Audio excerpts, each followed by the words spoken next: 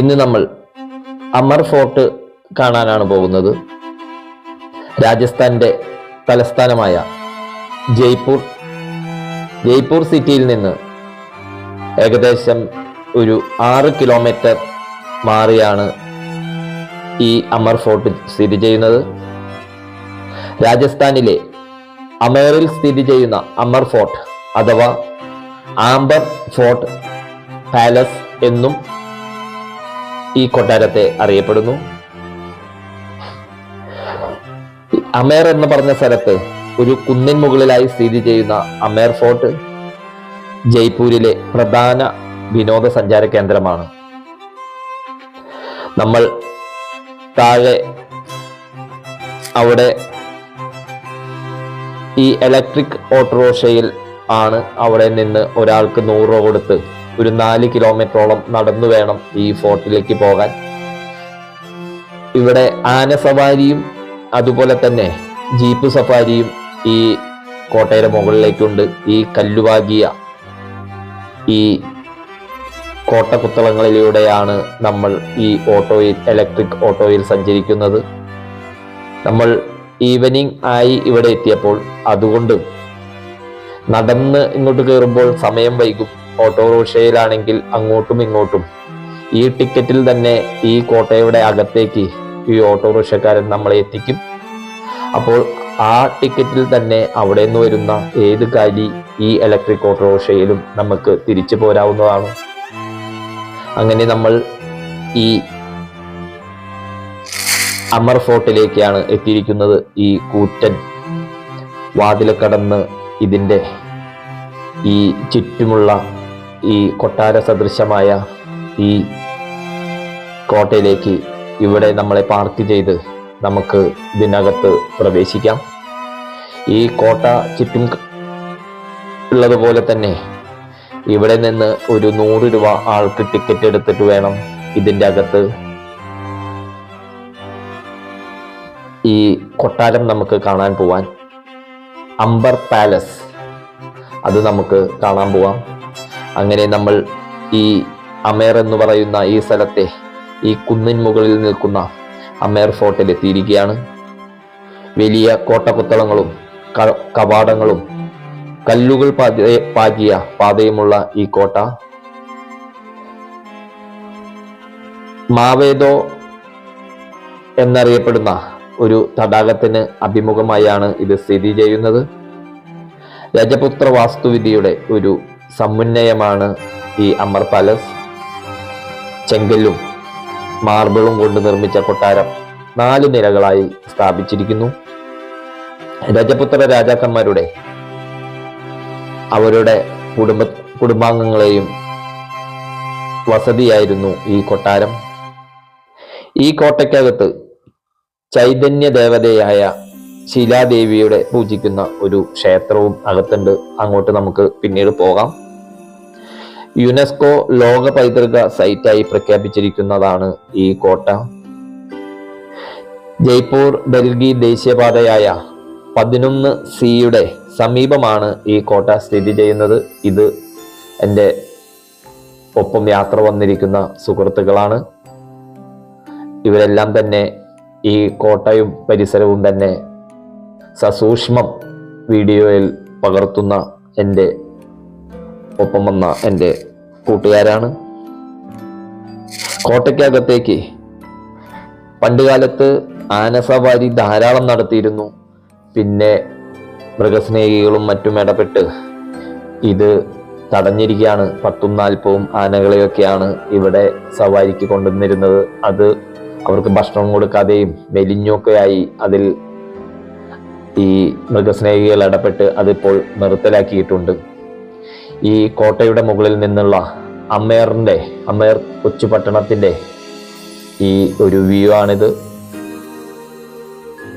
ധാരാളം വീടുകളും കുറച്ച് ബിസിനസ് സ്ഥാപനങ്ങളും എല്ലാമുള്ള ഒരു ചെറിയ പട്ടണമാണ് അമേർ. രാജാ മാൻസിംഗ് രാജാവാണ് ഈ കോട്ട 1600കളിൽ പണി കഴിപ്പിച്ചത്. പിന്നീട് ഇത് 150 വർഷങ്ങളോളം ഇവിടെ ഭരിച്ചു പോന്ന ഭരണാധികാരികൾ അവർക്കനുസരിച്ച് അവരുടേതായ രീതികൾ കോട്ട പുതുക്കി പണിയലുകളും ധാരാളം നടന്നിട്ടുണ്ട്. കൂട്ടിച്ചേർക്കലുകളും നടത്തിയിട്ടുണ്ട്. ഇവിടെയും ചെറിയ ചെറിയ ബിസിനസ്സുകൾ നടത്തുന്നുണ്ട്. ഈ രാജസ്ഥാനി കരകൗശല വസ്തുക്കളെല്ലാം വിൽക്കുന്ന ചെറിയ ചെറിയ ബിസിനസ്സുകാരും ഇതിനുള്ളിൽ എത്തിയിട്ടുണ്ട്. ഇന്ന് ചെറിയ തിരക്കൊക്കെ ഉണ്ട് ടൂറിസ്റ്റുകളിലെ. എന്നിരുന്നാലും ഏകദേശം 5000 മുതൽ 8000 വരെ സഞ്ചാരികൾ ഇവിടെ ഡെയിലി എത്താറുണ്ട് എന്നാണ് ഇതിന് കണക്കാക്കുന്നത്. ഇതാണ് ആംബർ ഫോർട്ടിലേക്ക് പോകുന്ന അല്ലെങ്കിൽ പാലസിലേക്ക് പോകുന്ന ഈ വഴി. ഇവിടെ നിന്ന് നമ്മൾ 100 രൂപയുടെ ടിക്കറ്റ് എടുത്ത് ഇതിന് അകത്തേക്ക് വേറെ കയറണം.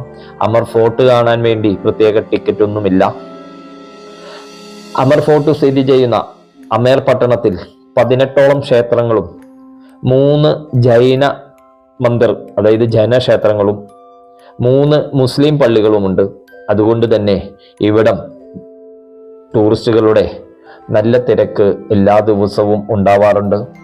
ഒഴിവു ദിവസങ്ങളിലും വീക്കെൻഡുകളിലുമെല്ലാം തന്നെ ഇവിടെ ധാരാളം ടൂറിസ്റ്റുകൾ എത്തുന്ന ഒരു പ്രദേശം കൂടിയാണ് അമർ ഫോർട്ട്.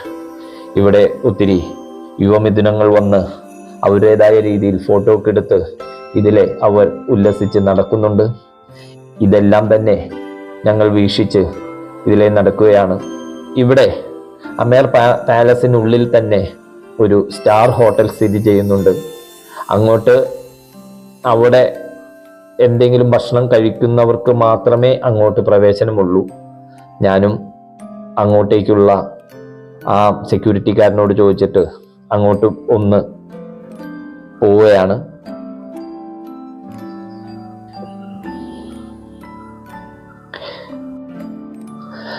ഇതിൻ്റെ മുകളിൽ നിന്നുള്ള ഈ കോട്ടയുടെ ദൃശ്യങ്ങളാണ്.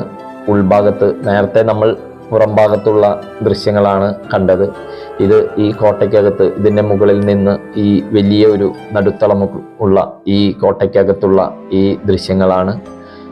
ഇവിടെയും കുറച്ച് ടൂറിസ്റ്റുകൾ വന്നിട്ടുണ്ട്. ഇവിടെ ധാരാളം ഗൈഡുകളെയും നമുക്ക് കിട്ടും. തീർച്ചയായും നമ്മൾ ഹിന്ദി അറിയുമെങ്കിൽ ഇങ്ങനെയുള്ള പ്രദേശങ്ങളിലെല്ലാം വന്നാൽ 100-200 കൊടുത്ത്, നമ്മൾ ഗ്രൂപ്പാണെങ്കിൽ അവർ 500 ഒക്കെ പറയും. എന്നിരുന്നാലും ഒരു ഗൈഡിനെ എടുത്ത്, ഹിന്ദിയും ഇംഗ്ലീഷും അവർ നല്ലപോലെ സംസാരിക്കും, ഗൈഡിനെ എടുത്ത് വരുന്നതായിരിക്കും നല്ലത്. അവർ ഇതിൻ്റെ എല്ലാ ഭാഗങ്ങളെ പറ്റിയും അതിൻ്റെ ചരിത്ര പ്രാധാന്യങ്ങളെയും പറ്റിയുമെല്ലാം നമുക്ക് മനസ്സിലാക്കി തരും.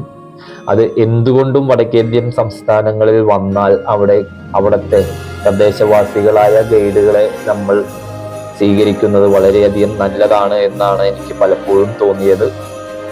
ഇതാണ് ഈ കോട്ടയുടെ മുകളിൽ നിന്ന് ഈ നടുത്തളത്തിൻ്റെ ചുറ്റും ഒരു കോട്ട, വലിയ മതിലുകളൊക്കെയുള്ള ഈ കോട്ട മതിലിൻ്റെ ദൃശ്യങ്ങൾ. ഇനി നമുക്ക് അടുത്തത് ഇവിടുത്തെ ആംബർ പാലസ് ഹോട്ടലിലേക്കൊന്ന് പോകണം. ഇതാണ് അമർ പാലസ് ഹോട്ടൽ. ഈ ഹോട്ടലിൻ്റെ ഉള്ളിലേക്കുള്ള നടവഴിയാണ് ഒരു സൈഡിൽ കൂടെ. ഇത് വലിയ അന്നത്തെ രാജാവിൻ്റെ മുദ്രയൊക്കെ പതിപ്പിച്ച 1135 AD നിർമ്മിച്ച ഈ പ്രദേശത്തേക്ക് കടന്നു. ഇവിടെയും ഇത് ഒരു നടുത്തളം പോലെയൊക്കെ ഉണ്ട്. അതിലെല്ലാം ബൊഹൻവില്ല പുഷ്പങ്ങൾ വെച്ച് പിടിപ്പിച്ചിട്ടുണ്ട്. നല്ല അലങ്കരിച്ച ടേബിളുകൾ ഔട്ട് സൈഡിൽ ഇട്ടിട്ടുണ്ട്. അതുപോലെ തന്നെ ആ ഗ്ലാസ് റൂമിനുള്ളിൽ ആണ് ഹോട്ടൽ പ്രവർത്തിക്കുന്നത്. ഈ കാണുന്നതാണ് ഇതിൻ്റെ ഉൾഭാഗം. ഇതിനകത്ത് ഇത് പുറത്തിരുന്ന് കഴിക്കുന്നവരും, ഇപ്പോൾ ചൂടുള്ള സമയമായതിനാൽ പുറത്തേക്ക് ഭക്ഷണം വിളമ്പുന്നില്ല, ഇതിനകത്താണ് ഈ സ്റ്റാർ ഹോട്ടൽ പ്രവർത്തിക്കുന്നത്. കുറച്ച് കോസ്റ്റ്ലി ആണ്, സന്ദർശകരും കുറവാണ്. അപ്പോൾ ഞാനതെല്ലാം പകർത്തി അംബർ ഹോട്ടലിൽ നിന്ന് ഇന്ന് പുറത്തേക്ക് ഇറങ്ങുകയാണ്. അടുത്ത വീഡിയോയിൽ നമുക്ക് വീണ്ടും കാണാം.